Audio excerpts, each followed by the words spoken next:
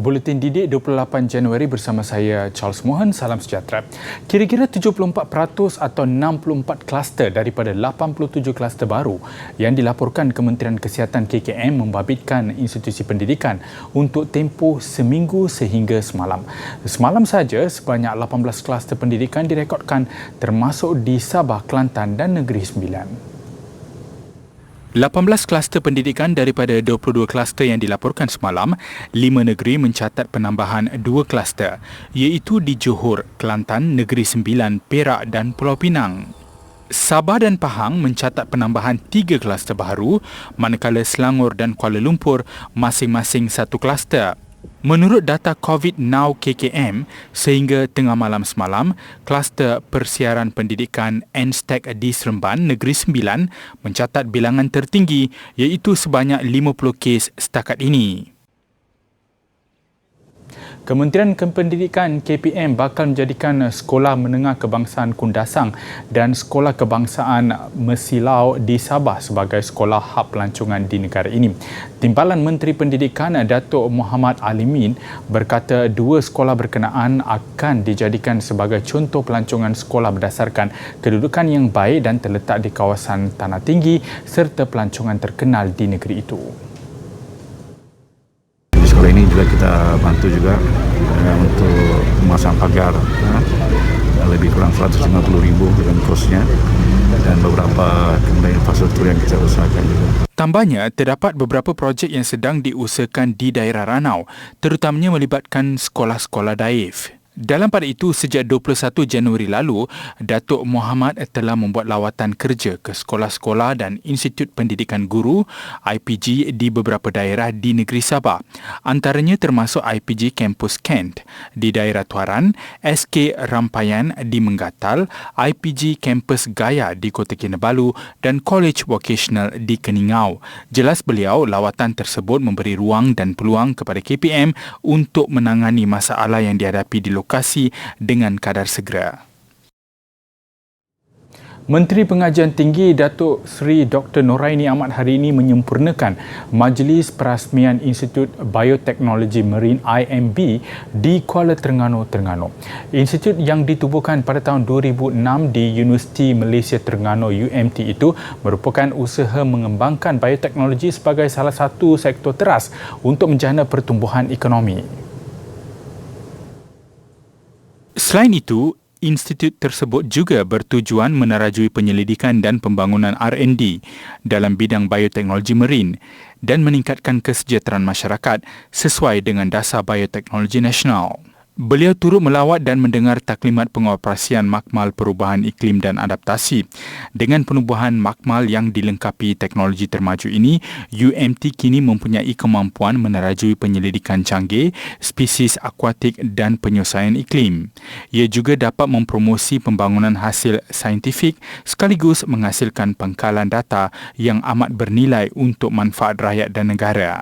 Dalam perkembangan lain, Datuk Seri Dr. Noraini turut menyampaikan bantuan pasca banjir Terengganu #KPT Prihatin siang tadi. Beliau menyerahkan 1,500 kotak bantuan sumbangan berbentuk keperluan asas dan makanan kepada UMT dan Universiti Sultan Zainal Abidin UNIZA.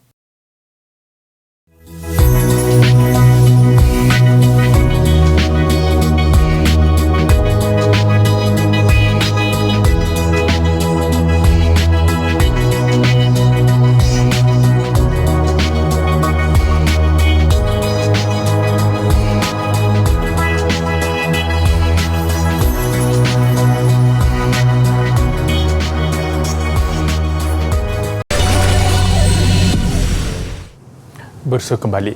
Kementerian Kesihatan KKM memberi komitmen untuk melaksanakan undang-undang melarang penjualan tembakau dan produk rokok lain kepada sesiapa yang dilahirkan selepas tahun 2005. Menterinya Khairi Jamaluddin berkata seperti beberapa pejabat serantau bagi Pasifik Barat WPRO di negara lain, Malaysia berharap untuk meluluskan satu undang-undang pada tahun ini yang akan membawa kepada generasi tidak merokok. Ia dengan melarang penjualan tembakau dan produk rokok lain kepada sesiapa yang dilahirkan selepas 2005. Menurutnya, Malaysia merasakan ia akan memberi impak besar dalam mencegah dan mengawal penyakit tidak berjangkit NCD. Khairi berkata demikian dalam ucapan intervensi pada mesyuarat Lembaga Eksekutif WHO sesi ke-150 di Geneva, Switzerland. Menurut beliau, Malaysia akan menyelaras Pelan Strategi Kebangsaan NCD dan Kertas Putih mengenai penjagaan kesihatan masa depan dengan hala tuju pelaksanaan Pertubuhan Kesihatan Sedunia WHO. Pelaksanaan itu kerana ia akan memberi panduan penting tentang program negara masing-masing dalam mencapai matlamat berkaitan NCD. Malaysia menerima 624,000 dos vaksin jenis mRNA Comirnaty menerusi penghantaran pertama yang akan digunakan untuk kanak-kanak berusia 5 sehingga bawah 12 tahun bermula 3 Februari ini. Kementerian Kesihatan KKM dalam kenyataannya berkata vaksin berkenaan tiba menerusi sebuah pesawat daripada kilang Pfizer di Belgium. 72 kotak mengandungi vaksin tersebut akan dihantar ke 52 pusat simpanan vaksin Ultra Low Freezer ULTF. Proses pemindahan vaksin dari bahagian kargo pesawat ke trak milik sebuah syarikat logistik berlangsung di kawasan Transmile Cargo Complex Raya, Subang. Selesai proses pemindahan, trak syarikat logistik itu diiringi polis Diraja Malaysia PDRM untuk ke lokasi penyimpanan vaksin yang akan ditetapkan sebagai langkah keselamatan. Vaksin COVID-19 yang telah tiba di Malaysia akan dihantar ke 16 lokasi pusat simpanan vaksin PSV di seluruh negara. Set busana tradisional negara akan ditempatkan di 10 pejabat kedutaan dan pesuruhjaya Malaysia di luar negara. Usaha itu dilaksanakan Kementerian Pelancongan Seni dan Budaya sebagai salah satu inisiatif memperkasa aktiviti seni budaya dan warisan negara. Kita sentiasalah nak mengorak langkah untuk mempromosikan budaya Malaysia ini.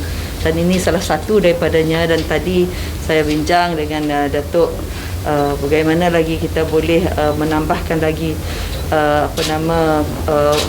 cara untuk mempromosikannya. Sebab banyak cara kita, banyak cerita-cerita yang boleh kita ceritakan kepada orang luar sana. Beliau berkata demikian di Majlis Penyerahan Busana Tradisional Malaysia bagi program diplomasi budaya di Putrajaya semalam. Jelasnya, 5 set busana tradisional akan diserahkan ke pejabat kedutaan dan pesuruhjaya tinggi Malaysia antaranya di Paris, London, Bangkok, Tokyo dan Beijing. Inisiatif bersama Kementerian Luar Negeri itu juga diharap dapat meningkatkan penghayatan dan peranan duta-duta Malaysia di luar negara dalam mempromosikan seni serta budaya negara.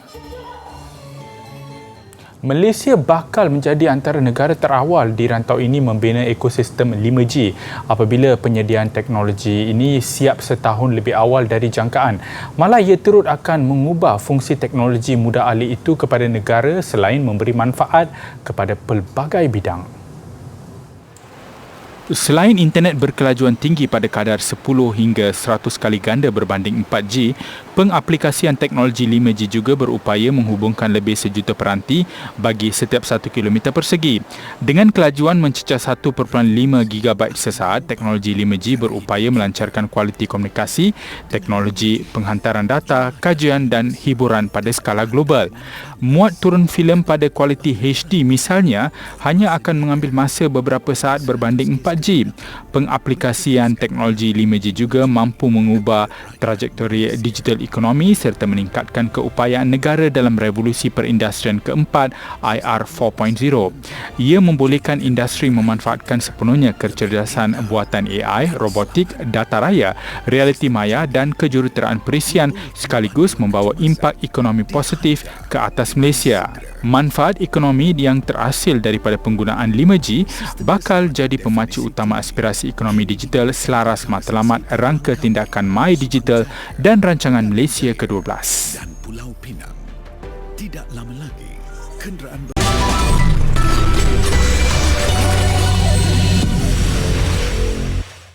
Kelahiran seekor anak gajah betina pada 1 Januari lalu mencetuskan keterujaan sempena Tahun Baru di Zoo Taiping dan Night Safari.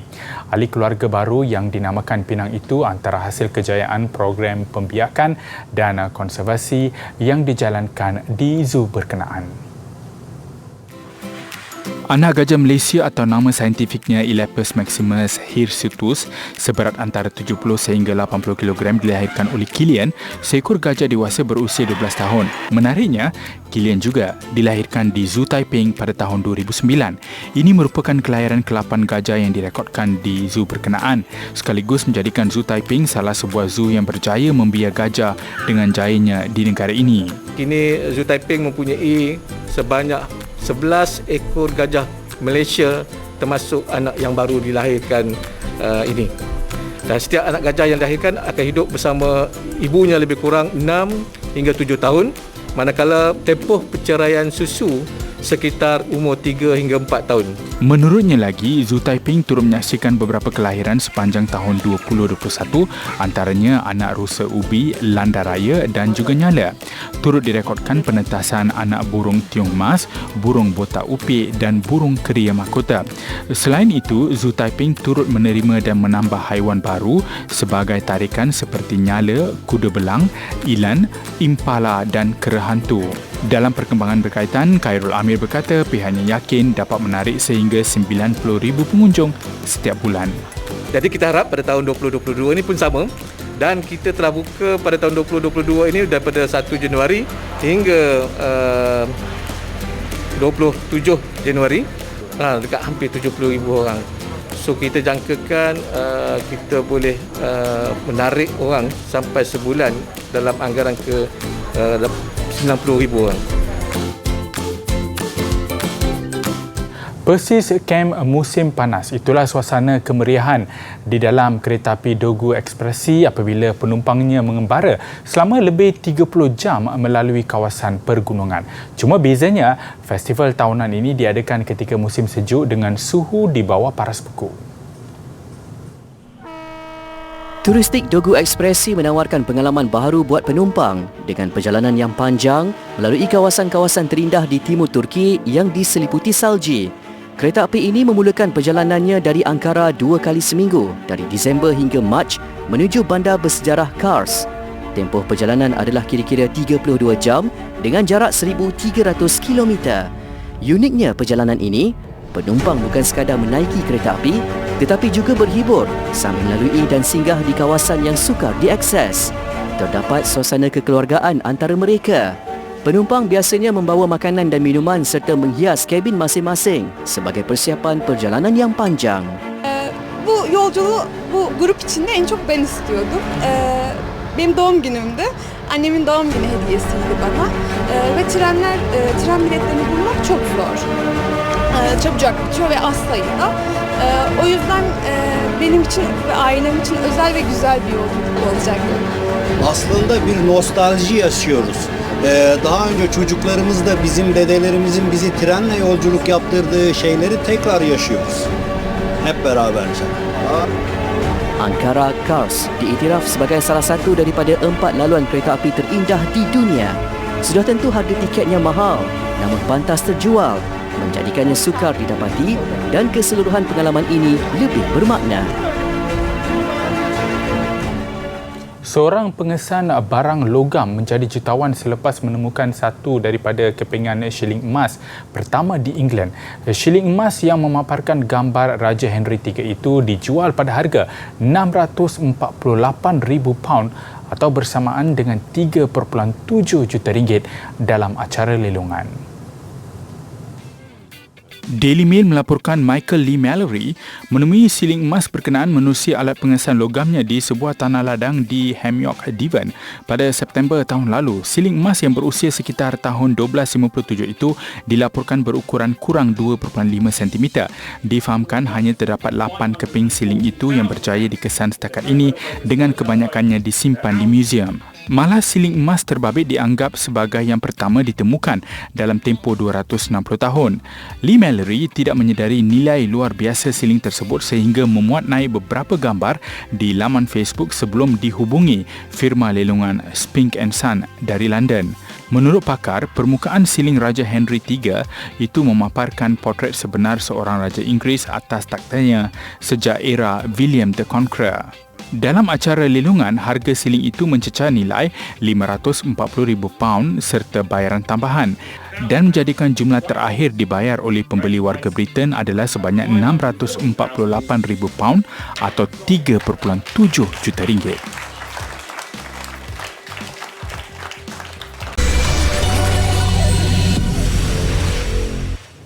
Bersua kembali, iGames 3.0 adalah sistem pengurusan pemarkahan yang akan diguna pakai sebagai tunjang utama sistem teknikal Sukan Malaysia SUKMA.